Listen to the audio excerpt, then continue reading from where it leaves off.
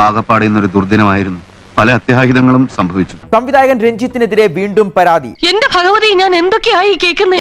നീ എന്നുപോലെ ഇങ്ങനെ തറയായി പോയി. ലൈംഗികമായി പീഡിപ്പിച്ചുവെന്ന കോഴിക്കോട് സ്വദേശിയായ യുവാവാണ് പരാതി നൽകിയത്. ഒരുമാതിരി മറ്റേ പരിപാടിയായി പോയല്ലേ സാറേ? അയ്യേ, വൃത്തികെട്ട ഏർപ്പാട്. 2012 ബാവുട്ടിയുടെ നാമത്തിൽ സിനിമയുടെ ലൊക്കേഷൻ, അവിടെയാണ് ഞാൻ ലൊക്കേഷനിൽ സിനിമ ഷൂട്ട് കാണാൻ വേണ്ടി പോയ സമയത്താണ് ഞാൻ രഞ്ജിത്തിനെ കാണുന്നത്. എനിക്ക് ചില നിബന്ധനകൾ മുമ്പോട്ട് വെക്കാനുണ്ട്. അപ്പോൾ പുള്ളി ഞാൻ അദ്ദേഹത്തിനോട് സംസാരിച്ചത് ആക്ച്വലി ഒരു സിനിമയിൽ ഒരു അവസരം നമ്മൾ പ്രതീക്ഷിച്ചിട്ടാണല്ലോ നമ്മൾ ഡയറക്ടേഴ്സിൻ്റെ അടുത്ത് പോകുന്നത്. ഇതാണ് പുതുമുഖങ്ങൾക്കൊന്നും ചാൻസ് കൊടുക്കാത്തത്. അപ്പോൾ ആ ഒരു മെൻറ്റാലിറ്റിയിലാണ് ഞാൻ പോയതും. അപ്പോൾ പോയി സംസാരം തുടങ്ങി കുറച്ച് കഴിഞ്ഞപ്പോൾ പുള്ളി പറഞ്ഞു, ഞാൻ അവിടെ ഒരു ടിഷ്യൂ പേപ്പർ ഉണ്ടായിരുന്നു, അതിൽ പുള്ളി എനിക്ക് നമ്പർ എഴുതി തരിക ചെയ്തു.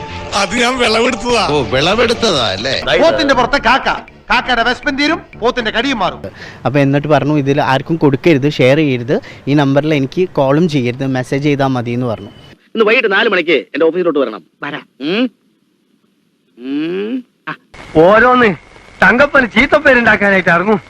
അപ്പോൾ ഹോട്ടൽ താജിൽ പുള്ളി എന്നോട് ഒരു ഏകദേശം ഒരു 9 o'clock 10 o'clock ആയിട്ടുണ്ടാവും ഹോട്ടലിൽ എത്താൻ വേണ്ടി പറയുകയും അവിടെ എത്തിയ സമയത്ത് റിസപ്ഷനിൽ നിന്ന് അവരെന്നെ പിന്നെ വിസിറ്റേഴ്സ് അലൗഡ് അല്ല ഈ സമയത്തെന്ന് പറഞ്ഞു. ഞാനൊന്ന് വരണ്ടിട്ട് റബ്ബേ. അപ്പോൾ രഞ്ജിത്ത് എൻ്റെ അടുത്ത് പറഞ്ഞത് എന്താണെന്ന് വെച്ചാൽ, നീ ബാക്കിലൂടെ ബാക്ക് ഡോർ ഉണ്ട്, അവിടെ കോഫി ഷോപ്പ് ഉണ്ട്, അവിടെ ബാക്ക് സ്റ്റെയർ കേസ് വഴി വരാൻ പറഞ്ഞു. നീ ആള് തിരക്കല്ലല്ലോ മോനെ. എടോ, താൻ വാല് പൊക്കണ കണ്ടപ്പോഴേ മനസ്സിലായി തന്റെ രോഗം എന്താണെന്ന്. പുള്ളിയുടെ റൂമിലെത്തിയ സമയത്ത് പുള്ളി ഇറ്റ്സ് ഓൾറെഡി ആൽക്കഹോളിക് പേഴ്സൺ ആണ്, എനിക്ക് അറിയില്ലായിരുന്നു. അതാണ് സഹദേവ തറവാടിത്തെന്ന് പറയുന്നത്. അതിന് കൊടുക്കണം പൈസ. ഞാൻ കുറച്ച് കഴിച്ച സമയത്ത് പുള്ളി പറഞ്ഞു, എനിക്ക് നിന്നെ ഒന്ന് നേക്കഡ് ആയിട്ട് കാണണം. ലോകത്ത് പല കള്ളുടിയന്മാരെ കണ്ടിട്ടുണ്ട്, പക്ഷെ ഇതുപോലെ ഒരുത്തിന് ആദ്യമായിട്ടാണ് കാണുന്നത്. പക്ഷെ നിങ്ങൾ വിചാരിക്കുന്ന പോലെ വേണ്ട, ന്യായീകരണമൊന്നും പറയണ്ട.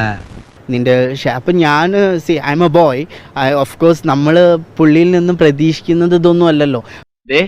വെള്ളം അടിച്ചാ വയറ്റി കിടക്കണം. എനിക്ക് നിന്നെ കാണണം, എനിക്ക് മിററിൽ നിന്റെ മിററിൽ എങ്ങനെയാണ് നിന്റെ ഫേസ് എന്ന് കാണണം.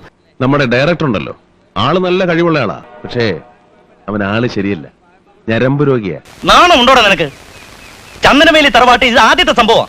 അതുപോലെ നിന്റെ ശരീരത്തിന്റെ ഇത് കാണണം, സ്ട്രെച്ച് കാണണം എന്ന് പറഞ്ഞിട്ടാണ് പുള്ളി എന്നോട് ഡ്രസ്സ് കഴിക്കാൻ പറഞ്ഞത്. എന്റെ കാര്യങ്ങൾ ഒരു പ്രാണി പോലും അറിയാതെ ഒളിപ്പിക്കാൻ ഞാൻ ശ്രമിക്കുമ്പോ നീ നോട്ടീസ് അടിച്ച് നാട്ടിൽ മുഴുവൻ വിതരണം ചെയ്യുകയാണ്, അല്ലടാ ദ്രോഹി. ഡീസന്റ് മാനോ ഇൻഡീസന്റ് വിഷയം ഇന്ന് അവസാനിപ്പിച്ചില്ലെങ്കിൽ നാട്ടുകാരാ ഞങ്ങൾ എൻ്റെ കുറേ പിക്ചേഴ്സ് പുള്ളി എടുത്തിട്ടുണ്ടായിരുന്നു, എൻ്റെ നെക്കഡ് പിക്ചേഴ്സ്.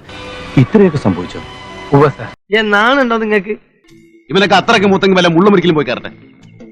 എന്നിട്ട് പറഞ്ഞു, I wanted to show my girlfriend എന്ന് പറഞ്ഞിട്ട്. ഞങ്ങൾ അധ്വാനിക്കുന്ന ജനവിഭാഗമാണല്ലോ, എനിക്ക് കുറച്ച് പിക്ചേഴ്സ് കാണിച്ചു കൊടുക്കണം എന്നൊക്കെ പറഞ്ഞപ്പോൾ ഞാനും അപ്പോൾ കരുതിയത് എന്താണെന്ന് വെച്ചാൽ, കുഡ് ബി ആളുടെ മനസ്സിൽ എന്തെങ്കിലും ഒരു സിനിമ, ഏതെങ്കിലും ഒരു കഥയുടെ രൂപമായിട്ട്, കാരണം ഒരു തിരക്കഥാകൃത്തുകൂടെ ആണല്ലോ. പക്ഷെ നല്ലൊരു നാളേക്ക് വേണ്ടി ചെറിയ ചില ത്യാഗങ്ങളൊക്കെ സഹിച്ചേ പറ്റൂ. ഇപ്പൊ എനിക്കൊരു കാര്യം ബോധ്യമായി, താനേ വെറും തറയാ. അദ്ദേഹം എന്നോട് ചെയ്ത കാര്യങ്ങളൊന്നും എനിക്ക് ഇവിടെ ഡിസ്ക്ലോസ് ചെയ്യാൻ പറ്റില്ല. ഞാൻ ലീഗലി ഞാൻ പറയുമ്പോൾ അതിൽ എല്ലാ കാര്യങ്ങളും ഞാൻ റിപ്പോർട്ട് ചെയ്യും. അത് നമ്മുടെ പൊളിറ്റിക്കൽ ഇമേജിനെ ബാധിക്കുമല്ലോ. അല്ല പഴു. പിന്നെ ഞങ്ങൾക്ക് ഇപ്പൊ അധികാരം കയ്യിലുള്ളതുകൊണ്ട് ഒരു പ്രശ്നമില്ല. അച്ഛനെ മനസ്സിലായില്ലേ? ഇനി എല്ലാരും പിരിഞ്ഞു പോ. സ്വയം പിരിഞ്ഞു പോയില്ലെങ്കിൽ ഞാൻ ആകാശത്തേക്ക് വെടിവെക്കും.